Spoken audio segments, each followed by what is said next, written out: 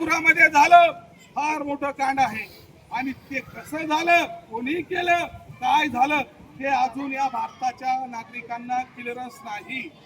त्या पक्षपातबद्दल राजकीय क्षेत्राबद्दल बोलत नाही, पण आर्मीमध्ये राजकारण नसतं, त्या आर्मीवर राजकारण केलं जातं.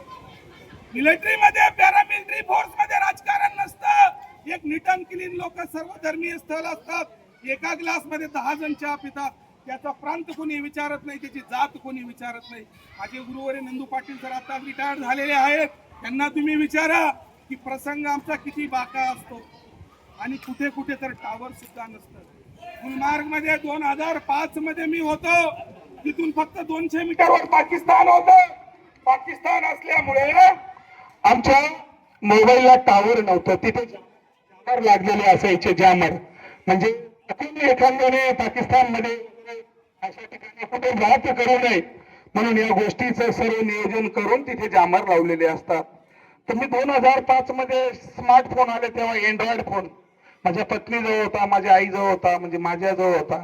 तर मला माहिती पडलं की आता आपल्याला आई वडिलांचा चेहरा रोज बघायला मिळेल, पण तसं काही झालं नाही. आणि तिथे अचानक मी पाकिस्तानच्या समोर गेलो.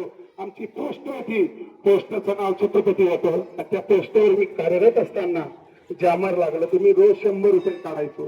फक्त पत्नीला मेसेज यायचा, एटीएम मधून 100 रुपये काढायचो, तिला मेसेज जायचा की माझे प्रभू आज जिवंत आहेत.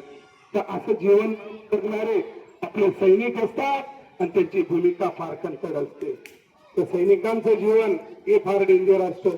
आणि माझ्या समोर आज इथे बरेचसे मान्यवर शासकीय कार्यकाळामध्ये असतील, त्यांचे वेतन आणि नोकरीशी संबंध असतो. पण सैनिकाचे वेतन